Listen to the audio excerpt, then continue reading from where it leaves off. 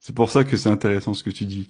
C'était en quelle année le casting sur Voices pour le Moschino, pardon. Moschino, ouais, c'était en 2018 si je me trompe pas. Ouais. 2018, donc c'était avant tout ce qui se passe Pardon, géopolitiquement, peut-être quoi. une bêtise.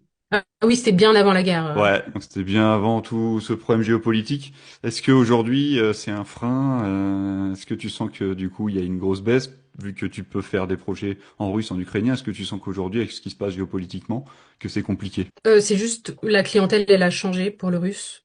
C'est plus forcément des clients russes directement, ça passe souvent par des clients chinois. Ok. Mais c'est vrai que j'ai pas remarqué une baisse notable au niveau du travail en russe. Mais comme je t'expliquais tout à l'heure, dans notre métier, c'est important de d'être honnête dans tout ce qu'on fait. Et même c'est une valeur d'ailleurs que j'ai intrinsèquement au-delà Te du métier. caractérise, oui. Et c'est ça.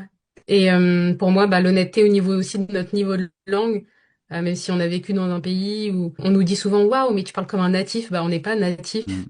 Et des fois, quand on recherche une voix native dans une langue, faut avoir l'honnêteté de dire bah il y a quand même un accent français, un léger accent français, et ça permet de pouvoir garder des clients, avoir des relations de confiance plus longtemps.